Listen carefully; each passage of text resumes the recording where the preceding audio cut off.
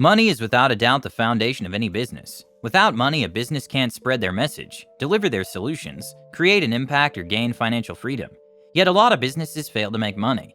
It is estimated that at least 50% of businesses fail in the first 5 years, and many continue to accumulate debts, burn cash, or hover on the brink of collapse.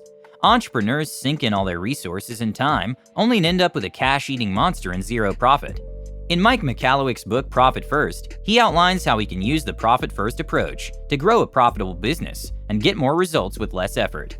This approach works for both existing and new businesses. Here are the top 7 lessons from Mike Michalowicz' book, Profit First. Lesson 1. Prioritize your profit plate.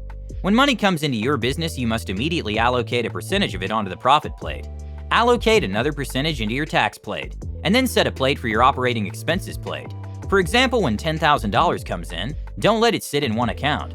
You don't really have $10,000 to spend, but rather you have $2,000 to pre-allocate to the profit plate, $4,000 to maybe pre-allocate to pay the people that are essential to making the business successful.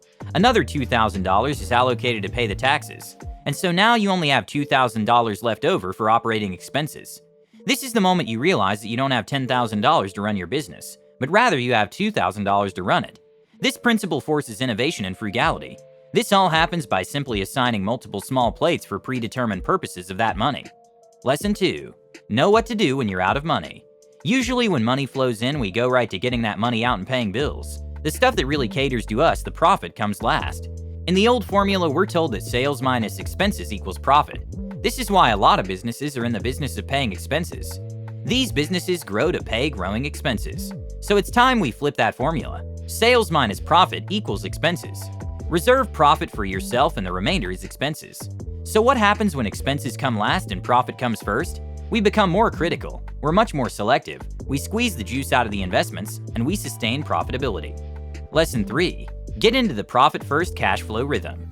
Most businesses address their cash flow infrequently. As a result, they go into an oscillation of deprivation of money, and out of panic they just do anything to sell. But when there's money in the business, they focus on catering or servicing. Money fluctuations are very likely to be all over the place, and they become very reactionary. Michalowicz found that for most businesses, twice a month is ideal to go through a profit-first cash rhythm. These 2 perfect days are the 10th and the 25th of the month. Lesson 4. Reward yourself. When the profit distribution comes first, it is for you as a business owner to reward yourself for the risks you took. You don't have to put that back into the company, because that money is for you to celebrate. Now repeat that for a couple of cycles, and it will blow your mind away. You will think your company is rewarding you over and over again. Lesson 5. Implement the Profit First system now. If you're just starting your business today, implement the system. It's not a simple task to build a new kind of wiring in our minds. But if we put off our business profitability for a year or more, it won't take long before it becomes entrenched in our mind that profitability is but a thing for the future. It's bound to happen one day, and we keep on pushing off profitability. 5 or 6 years later, it's still not profitable. It actually becomes harder to make that turn. Therefore, the sooner the system of taking our profit first is implemented, the sooner and easier we start rewiring our mind for a healthy mentality, and we will benefit from profits permanently. Lesson 6. Call your bank. Tell your bank that you want to open at least one additional account, whether a checking account or savings account. Next, label it as profit, and then allocate percentages. Start off small if you've never had profit before. Don't jump in and start saving 20 or 30%. 1% is already adequate. For example, if you deposit $1,000, only $10 is going into the profit account, which means you still have $990 left to run your business. You won't feel it, but what will happen immediately once you start allocating even just a small portion of money to profit? That day, for sure, your confidence around money will change. You're not going to get rich overnight, but you will get rich in confidence overnight. Stick with this program and very soon you'll actually get financially richer. Your wallet will fatten. Lesson 7. Get an accountability partner. Your partner can be someone you know, or another entrepreneur with whom you can do this program together. They're doing their business while you're doing yours. Having someone else that's doing the program with you will give you a support program, and this friendly competition in place that will make you more likely to stick with the program.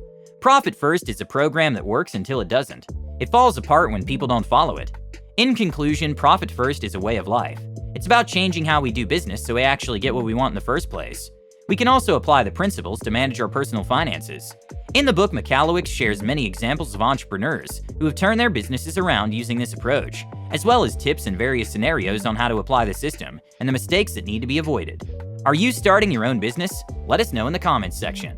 Thank you for listening. Please don't forget to like and subscribe so you don't miss out on my new content. You can also get a free copy of the audiobook by clicking the link in the description. Until next time.